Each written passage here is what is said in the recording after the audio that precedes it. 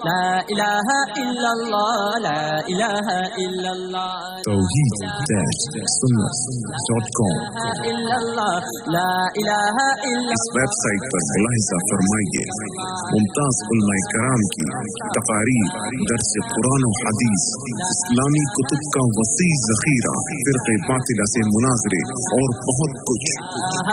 الا اللہ لا الہ الا اللہ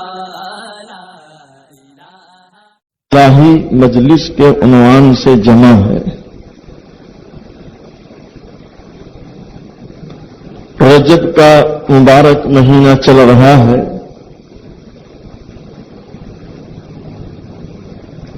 اس مہینے کی نسبت سے دل میں خیال آیا کہ خواجہ معین الدین اجمیری رحمت اللہ علیہ جو ہمارے اس ہندوستان میں جو بالکل درمیانی حصہ ہے ہندوستان کا، بیچ والا حصہ جسے دنیا اجمیر سے یاد کرتی ہے، خیال ہوا خواجہ اجمیری رحمت اللہ علیہ کے کچھ حالات بیان کیے جا رہے ہیں۔ خواجہ معین الدین اجمیری رحمت اللہ علیہ نے دین کی نسبت پر جو قربانیاں دی ہیں اور دین کے نام پر حضور پاک صلی اللہ علیہ وسلم کی محبت کی وجہ سے جو حالات برداشت کیے ہیں، جس سے ہمیں سبق ملتا ہے کہ اولیاء کرام نے اس دین کی اشاعت کے لیے، دین کو پھیلانے کے لیے کتنی تکالیف جھیلی ہے۔ خواجہ صاحب وہاں اجمیر میں پہنچے، وقت اتنا نہیں ہے کہ پوری تفصیلات بیان کی جائے کہ کیسے اجمیر گئے، کیوں گئے، کہاں سے گئے اور گئے تو کیا حالات آئے، تو بالکل وہ آخری مرحلہ آپ کے سامنے رکھتا ہوں۔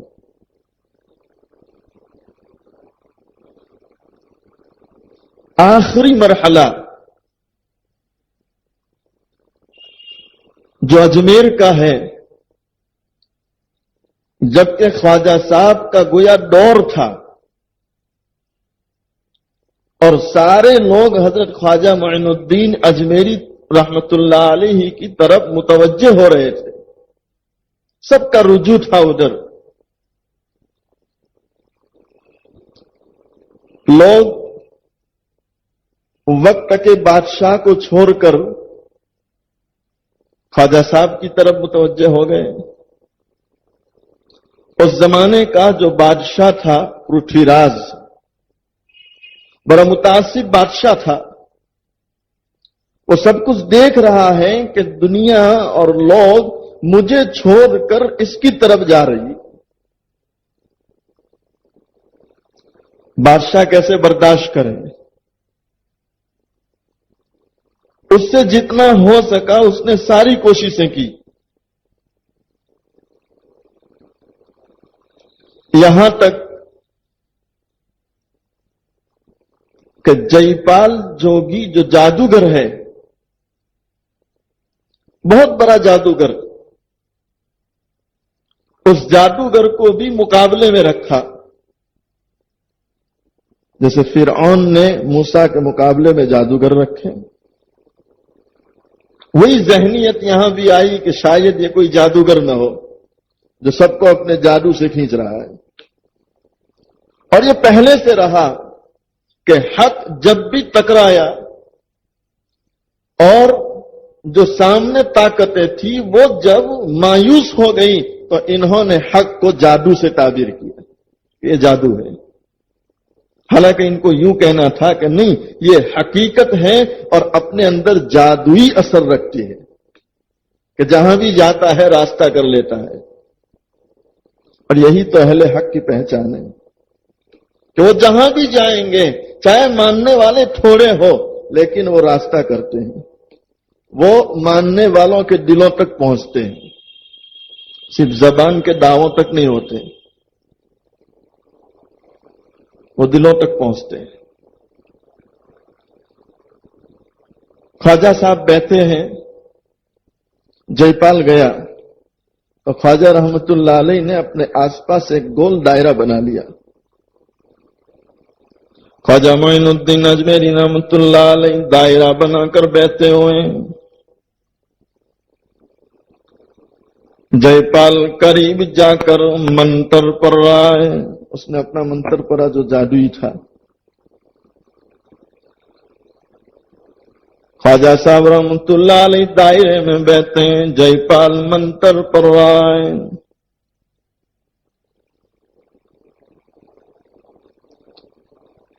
رسیاں ڈال رہا ہے، اور جہاں وہ رسیاں منتر پڑھ کے ڈال رہا ہے سانپ بن کے دوڑ رہی ہے، وہ رسیاں سانپ بن گئی، ایسا منتر تھا اس کا۔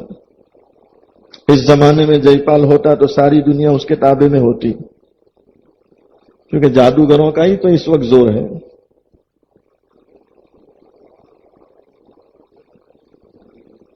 پتہ نہیں کتنے علم دنیا میں ہوں گے، کوئی سفلی علم لاتا ہے، کوئی کیا علم لاتا ہے۔ خیر اس موضوع پر جانا نہیں چاہتا اس وقت، چونکہ مجلس ہے اس لیے وقت کی قدر کرنی پڑتی ہے۔ جے پال منتر پڑھ رہا ہے، رسیاں سانپ بن کے بھاگ رہی ہیں۔ خواجہ اجمیری رحمت اللہ علیہ دائرہ بنا کر بیٹھے ہیں، کسی سانپ کی مجال نہیں جو دائرے میں داخل ہو سکے۔ دیکھیے جادو کے مقابلے میں قرآن کی تاثیر ہے کہ نہیں قرآن میں، اور کون عمل کر رہا ہے قرآن پہ؟ خواجہ معین الدین اجمیری رحمت اللہ علیہ، جن کی محبت کے ہم دم بھر رہے ہیں۔ افسوس ہے مسلمان تجھ پر کہ ایک طرف تو خواجہ صاحب کی محبت کا دعویٰ کر رہا ہے اور دوسری طرف تو یہ بھی کہتا ہے زبان سے کہ کسی غیر نے میلا کیا ہے تو وہاں جانا پڑے گا۔ افسوس ہے تیرے اس عقیدے پر۔ یہ دنیا میں اس وقت ہے کہ نہیں کہ آپ کا یہ علاقہ اس سے محفوظ ہے؟ پتہ نہیں، میں تو پہلی مرتبہ یہاں آیا ہوں، لیکن چونکہ باتیں کانوں میں آیا ہی کرتے ہیں کہ مولانا کا میلو کراویلو છે અને એવું કીધું બાપુ સાહેબે કે આ મેલું છે એટલે ત્યાં જ જવું પડે સિફલી ઇલમ પાસે। میں کہتا ہے ایسے باپو مر جائے تو اچھے ہیں جو قرآن سے ہٹا کے دوسری طرف لے جا رہے ہیں، اور وہ باپو کیا، وہ تو دجال ہے اس زمانے کے۔ میں تو اکثر اپنے بیانات میں کہتا ہوں کہ بڑا دجال آنے سے پہلے جو چھوٹے دجال دنیا میں آئیں گے یہ ظاہر ہو چکے ہیں، جنہوں نے باپو کی شکل اختیار کی ہے۔ قرآن سے ہٹا کر تو مسلمان ہے، مسلمان ہو کر قرآن سے ہٹا کر دوسری طرف لے جا رہا ہے تو تو مسلمان کیسا ہے؟ خواجہ معین الدین اجمیری رحمت اللہ علیہ کے مقابلے میں دنیا کا سب سے بڑا جادوگر آ رہا ہے جس کا نام جے پال ہے، لیکن اس کے مقابلے میں بھی خواجہ صاحب نے قرآن پڑھا ہے۔ اور اتنا نہیں، علماء لکھتے ہیں حضرت کی تاریخ میں کہ جب جے پال دوسرا رہا تھا کہ اوپر سے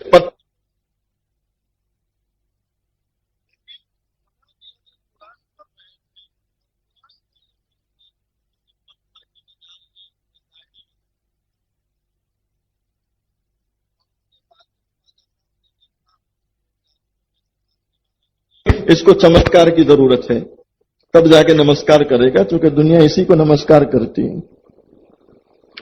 تو اب خواجہ صاحب رحمت اللہ علیہ نے اپنی نالین کو حکم دیا، جوتی پر اثر کیا، اور جوتی پر جو پر کے دم کیا ہے تو جوتی حضرت کی آسمان میں اڑنے لگی اور پھر جے پال کے سر پر آئی اور دمادم شروع کیا تاکہ سیدھا ہو جائے۔ کئی لوگ بات سے نہیں مانتے، ان کو جوتی سے سیدھا کرنا پڑتا ہے۔ امام صاحب کو بھی ایسا دیا ہے نا، اسی لیے دیا ہے۔ اب جو دمادم شروع کیا تو جے پال حیران کہ یا اللہ یہ کیا ہو گیا، یہ تو جوتی بھی مار رہی ہے۔ حضرت تو دائرے میں بیٹھے نہیں کہ جوتی سر پہ چڑھ گئی۔ تو اب وہ ہاتھ جوڑ رہا ہے، حضرت معاف کر دیجئے، معافی مانگتا ہوں، بھول ہو گئی میری۔ خواجہ صاحب رحمۃ اللہ علیہ فوراً فرماتے ہیں میں نے تو نہیں کہا کہ مارو، میں نے تو نہیں کہا کہ مارو۔ جے پال ایران نے حضرت فرماؤ نا کس نے کہا ہے مارنے کے لیے؟ خواجہ آج میں دیکھو بزرگوں کی یہ بھی صفت ہے کہ بزرگان دین لوگوں کو اپنے سے نہیں جوڑتے، اللہ سے جوڑتے ہیں۔ کس سے جوڑتے ہیں؟ انہیں یہ موقع تھا کہ نہیں جے پال کو کہ مان جانا، چل تو معافی مانگ لے، جوتی کو نہ کہہ دیتا ہوں، یہ نہیں کہا۔ خواجہ اجمیری رحمۃ اللہ، آج تو لوگ اپنے سے جوڑ رہے ہیں تاکہ وہ خود اچھی کاروں میں گھومتے ہو جائے، مالدار ہو جائے، بینک بیلنس ہو جائے اور نسلیں کھاتی رہیں۔ تو یہ چل رہا ہے، دکانیں لوگ لگا رہے ہیں، ادھر باپو لوگ بھی دکان لگا رہے ہیں، اب یہ بھی دکانیں لگائیں تو پھر ان میں اور باپو میں فرق کیا ہے؟ کچھ مدت پہلے میں اخبار پڑھ رہا تھا، اس میں ایک سادھو کا واقعہ ہے، آپ اس کو سنیے دل کے کانوں سے کہ مسلمان اور ہندو میں فرق کیا ہے۔ اس میں ایک ہندو ہے، وہ سادھو ہے، اخبار والا لکھ رہا ہے کہ اس نے رات میں خواب دیکھا کہ میری زمین میں پھولا ماتا مدفون ہے، دفن ہے۔ وہ خواب دیکھ رہا ہے، تو خواب پہ بھی چلتا ہے نا، اس نے خواب دیکھا۔ جاگتے کی کوئی نہیں پوچھتے، سب سوئے کی پوچھتے ہیں۔ تو خواب دیکھ رہا ہے کہ میری زمین میں وہ ماتا مدفون ہے، اور وہ یوں کہہ رہی ہیں کہ تو کیسا میرا مرید ہے، چاہنے والا ہے کہ میں تو تیرے کھیت کے اندر پڑی ہوں، تو آ جا مجھے نکال لے۔ تو وہ ہندو جو سادھو ہے جس نے خواب دیکھا، پھر وہ دوسرے دن کھیت میں جاتا ہے، دو چار لوگوں کو بھی لے جاتا ہے کہ بھئی زمین کھودو۔ بھئی کیا ہو گیا؟ تو میں نے خواب دیکھا ہے۔ اب زمین کھودی تو اس میں سے وہ مورتی نکلی اور اس کے ساتھ کچھ سکے نکلے۔ ہمارے لوگ بھی کھود رہے ہیں کہ نہیں زمین، قبریں نکال لیں۔ حضرت نے خواب دیا ہے، کہاں سے خواب آ گئے؟ جو اولیاء کرام جن کی تاریخیں ہیں، کتابیں چھپ چکی، اب تو جہالت کا دور نہیں رہا، اب تو علماء کی کثرت ہو گئی، مفتیان کرام کی کثرت ہو گئی، اور ہمارے بزرگوں نے پورے گجرات میں کون سے بزرگ کس خطے میں، کس حصے میں، کون سے گاؤں میں کس طرح آئے، کہاں قبر ہے، وہ سب کتابوں میں لکھ دیا۔ تو اب یہ کون سے آ رہے ہیں جن کی کوئی تاریخ ہی نہیں ہے؟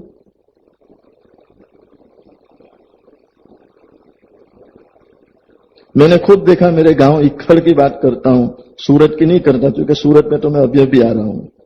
میرے اکھڑ میں میرے محلے کے ایک بوڑھے تھے بیچارے، ان کو بھگت ہی سے لوگ یاد کرتے تھے۔ بھگت یعنی بھگت کا مطلب یہ تھا کہ یہ درگاہ پہ بیٹھتے ہیں اور وہاں بابا کی خدمت کرتے ہیں، اس سے کوئی منع نہیں کرتا، میں خود درگاہوں پہ جاتا ہوں۔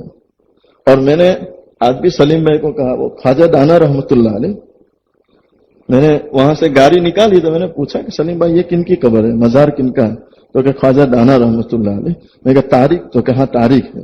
تو میں نے ان کو یہ بھی کہا کہ آئندہ آپ یاد رکھیں، جب میرا صورت آنا ہو تو وقت نکال کے ان کی قبر پر جانا ہے، کہ جب اللہ کے ولی ہیں تو ان کی قبر پر ہمیں جانا چاہیے، منع نہیں کرتا۔ میں نے خود یہ جس درگاہ کی بات کرتا ہوں، میرا بچپن وہاں کھیلنے میں گیا ہے، اکھر کی بات کرتا ہوں۔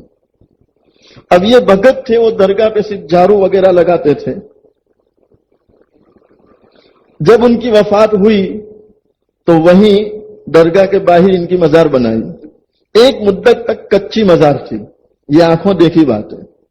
اس کے بعد دوسرے لوگ آئے تو کہا نہیں، یہ تو حضرت کے مرید تھے، بھگت صاحب تھے، تو اب بھگت سے بھگت بابا بن گئے۔ اب کہا نہیں، ان کو پکی بناؤ، تو قبر پکی ہو گئی۔ اچھا، ایک مدت تک صرف پکی قبر رہی، یہ بھی میری آنکھوں دیکھا حال ہے، پکی رہی۔ اس کے بعد کچھ لوگوں نے کہا کہ نہیں، جب حضرت کو ہم چادریں چڑھا رہے ہیں تو ان کا کیا قصور ہے، یہ تو حضرت کے مرید تھے، ان کو بھی چادر ڈالو۔ چلو اب چادر بھی ڈال لیں، ماشاءاللہ۔ تو کیا یہ اللہ کے ولی ہو گئے؟ किसी तारीख में इनका जिक्र है?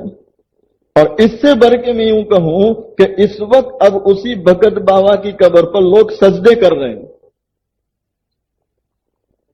क्या हो चुका लोगों को? अकलें मारी गई कि नहीं?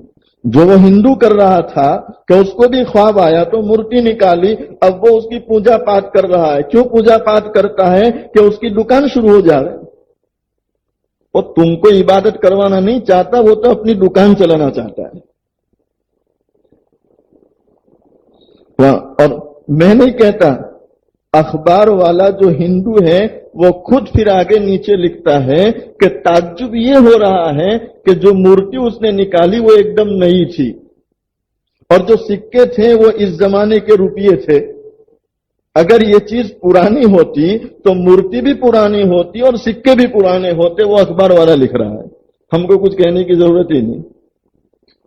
अब ये मुसलमान भी करने लगे तो फिर हिंदू और मुसलमान में फर्क क्या है?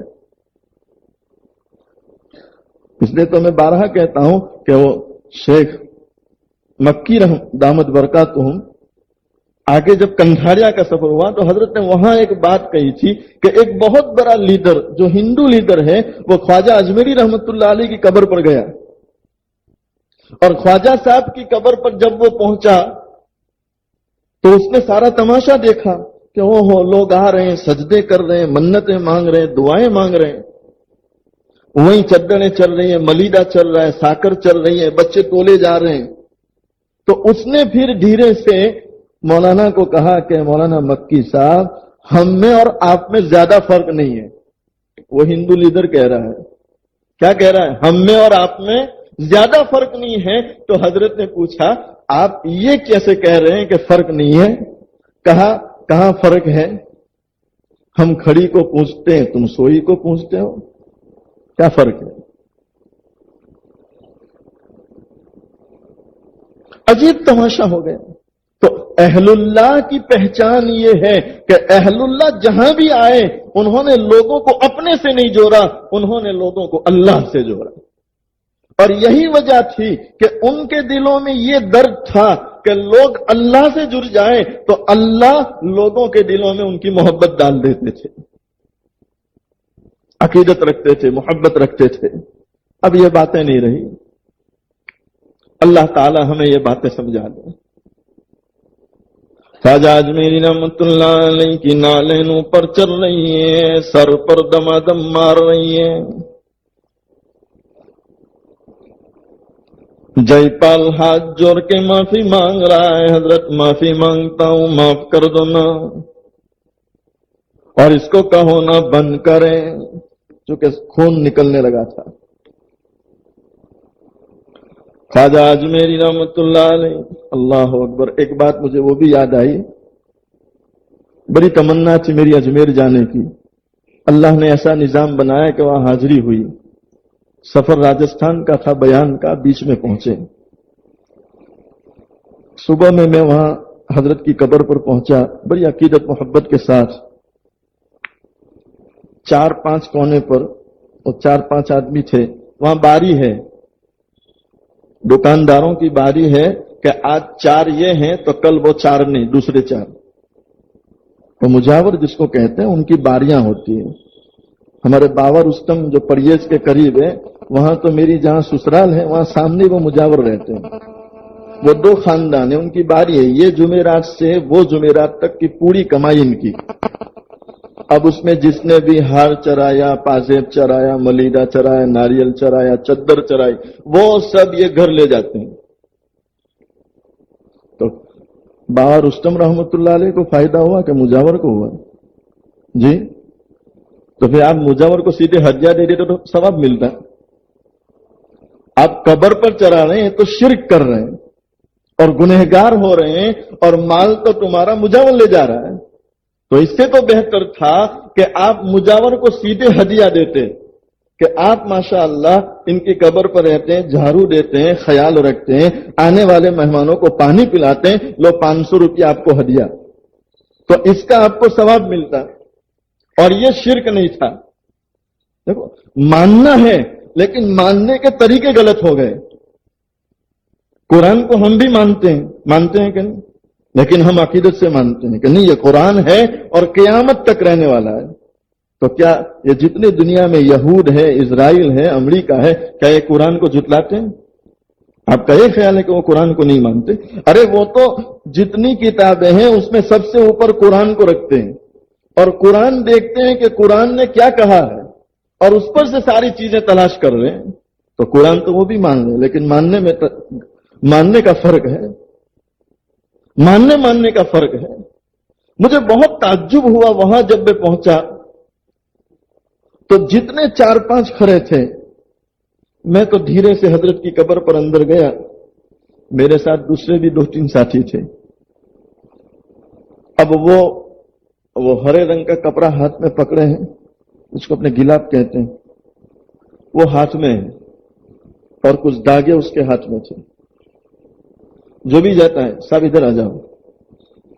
وہ صاحب کہہ کے آپ کو قریب بلاتا ہے. اب یہ مثلاً قریب آ گئے تو ان پر کپڑا ڈال دیا اور ان کے گال پر ہاتھ پھیر رہے ہیں، سر پہ ہاتھ پھیر رہے ہیں، بابا آپ کی مرادیں پوری کرو. تو کیا بابا میں طاقت ہے مراد پوری کرنے کی؟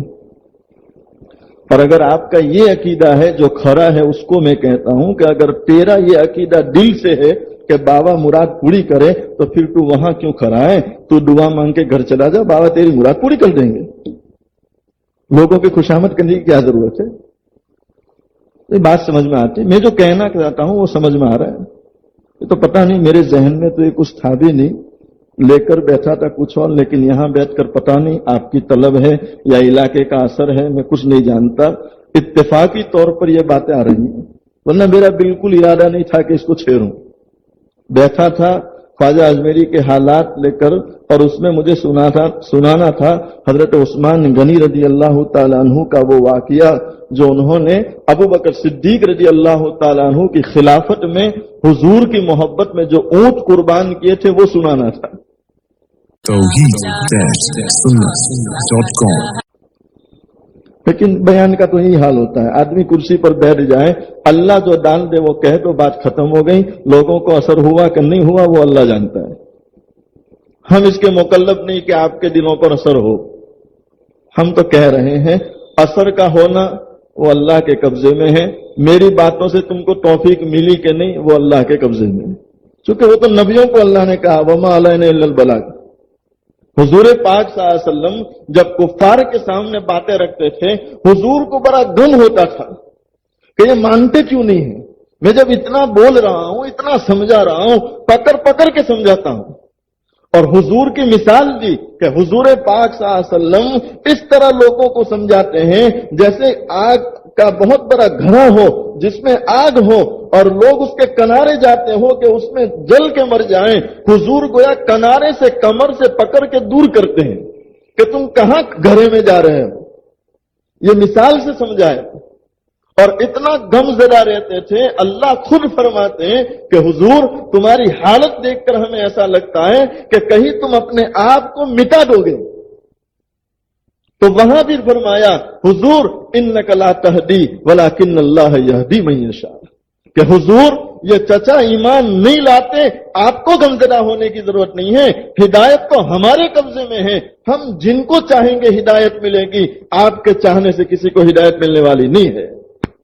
اور پھر آگے کہا کہ حضور آپ اپنا طریقہ یہ رکھیے کہ میرے ذمے تو پہنچانا ہے، بس میں نے پہنچا دیا.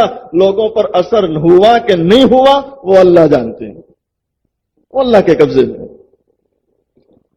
حضرت خواجہ اجمیری رحمت اللہ علیہ کی قبر پر وہ کھڑے ہیں، وہ گلاب ڈال کے ہاتھ پھیر رہے ہیں.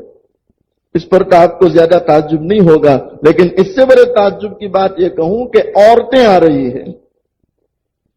کسی بھی مسلک کا کوئی بھی عالم، کوئی بھی مفتی ہو، آپ اس کو یوں پوچھئے کہ عورت کے لیے قبر پہ جانا جائز ہے؟ علماء دیوبند کو چھوڑ دیں. اگر یہ آپ کی نظروں میں کچھ نہیں ہے ان کو چھوڑ دیں.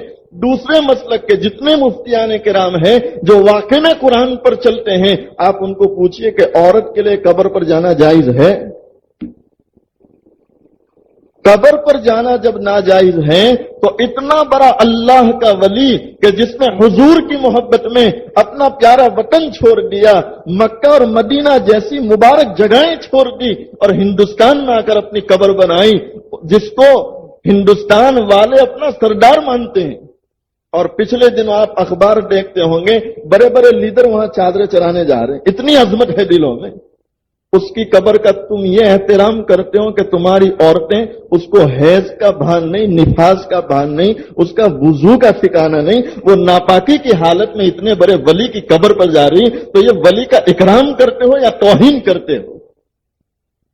کون سمجھاوے؟ اور اس سے بڑھ کر وہ بیچاری جا رہی ہے, برقعے کا تو کوئی سوال ہی نہیں, چونکہ برقع تو صرف وہابیوں کے لیے ہے, دیوبندی کے لیے, دوسرے لوگ تو برقع کا مانتے ہیں.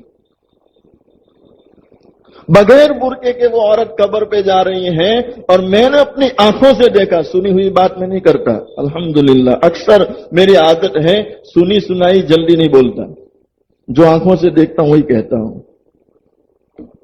آنکھوں سے میں نے دیکھا, میں وہی تماشا دیکھ رہا تھا کہ کیا ہو رہا ہے. آج تک تو سنتے تھے, آج آئے ہیں تو آنکھوں سے دیکھیں. وہ عورت کو بلا رہا ہے, بہن ادھر آ جاؤ. تو کیا یہ تیری عورت ہے جو تو اس طرح بلا رہا ہے, بہن ادھر آ جاؤ؟ اور تو اس کے باپ کے درجے میں بھی تو نہیں. حضور پاک صلی اللہ علیہ وسلم کہ جن کے متعلق ذرہ برابر شبہ نہیں کر سکتے, تو حضور نے کسی عورت کو یوں نہیں کہا کہ بہن ادھر آ جاؤ اور سامنے بیٹھ جاؤ. پردے کا لحاظ رکھا ہے. تو کیا یہ وقت کے نبی ہیں بھائی؟ یہ وقت کے نبی ہیں جی؟ بات میری کڑوی تو نہیں لگ رہی؟ نہیں, کڑوی لگتی ہو تو اپنے بسم اللہ بول کے بند, کوئی ضرورت نہیں ہے کھولنے کی. میں بس وہ حقیقتیں آپ کے سامنے رکھنا چاہتا ہوں کہ اس وقت دنیا میں کیا چل رہا ہے, اور یہ سب کچھ محبت کے نام پر,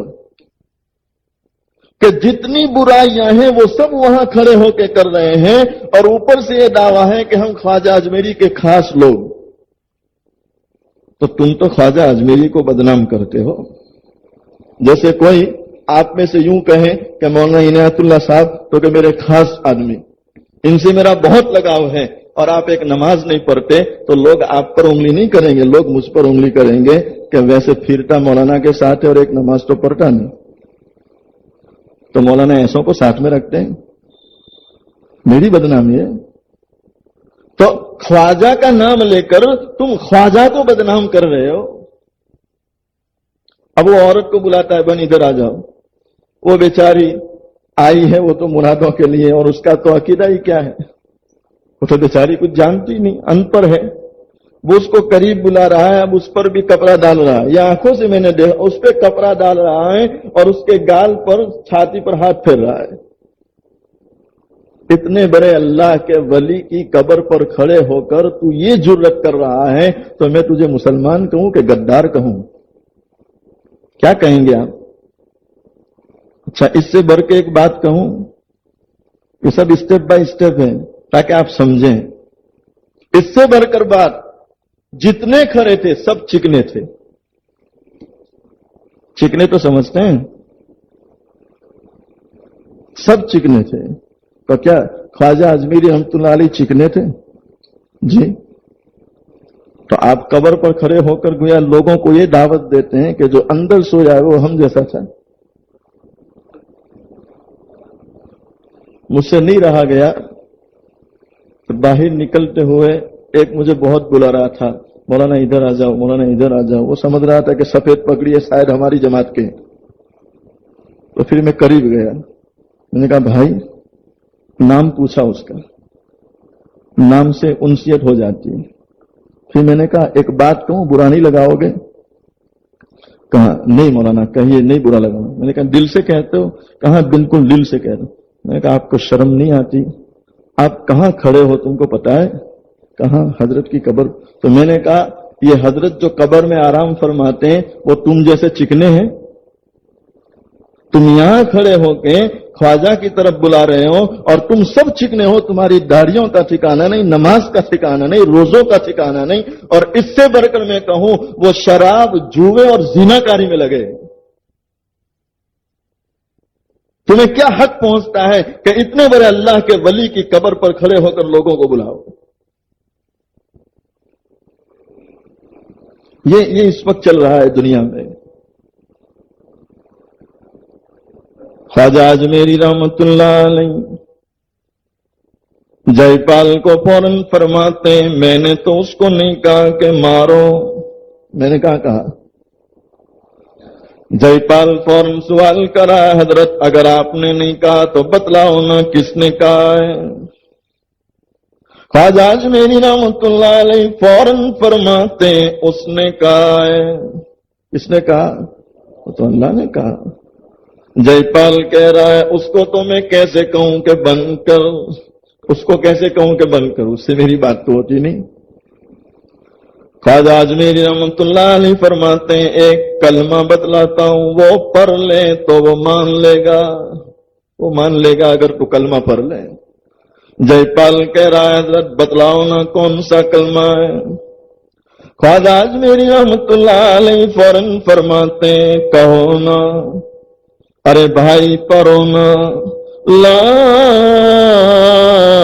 الہ الا اللہ، لا الہ الا اللہ، لا الہ الا اللہ، محمد رسول اللہ۔ جے پال فوراً یہ کلمہ پڑھ رہا ہے، جوتی مارنا بند کر رہی ہے۔ جہاں کلمہ پڑھا جوتی نے مارنا بند کیا، اور جہاں جوتی نے مارنا بند کیا جے پال حضرت کے سامنے گر گیا، گھٹنے ٹیک دیا اور کہا حضرت مجھے کلمہ پڑھائیے، مجھے معلوم نہیں تھا کہ اس کلمے میں اتنا اثر ہے۔ مسلمان ہو گیا، اور جب مسلمان ہوتا ہے لوگ کہنے لگے جے پال تجھے کیا ہو گیا، اتنا بڑا تو جادوگر ہے کہ بادشاہ تجھے بلاتے ہیں، تیری تو شہرت ہے، تو ایک فقیر کے سامنے گھٹنے ٹیک دیے۔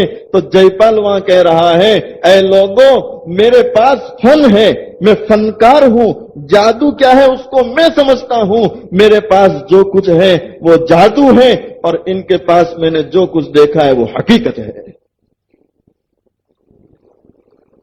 یہ خواجہ اجمیری رحمت اللہ علیہ کے حالات تھے، اور بھی بہت ساری باتیں ہیں کہ اس کے بعد بادشاہ نے جو ایک خط لکھا اس پر بھی حضرت نے 2 رکعت نماز پڑھی، دعائیں مانگی۔ اس کے بعد جو گھر پہنچتے ہیں اماں سے ملاقات ہوتی ہے، بہت حساس و بشاش تھے، اس پر اماں نے کچھ سوالات کیے، خواجہ صاحب نے جوابات دیے، وہ بہت ساری تفصیلات ہیں، اللہ نے پھر کبھی موقع دیا تو انشاءاللہ وہ آگے کی باتیں سنائیں گے۔ اللہ تعالی کہنے سننے سے زیادہ عمل کی توفیق عطا فرمائیں۔ کیا فائدہ فکر بے شکم سے ہوگا، کیا فائدہ فکر بے شکم سے ہوگا، ہم کیا ہیں جو ہم سے کوئی کام ہوگا، جو کچھ ہوا ہوا تیرے کرم سے، جو کچھ ہوگا تیرے کرم سے ہوگا۔ وآخر دعوانا ان الحمد للہ رب العالمین۔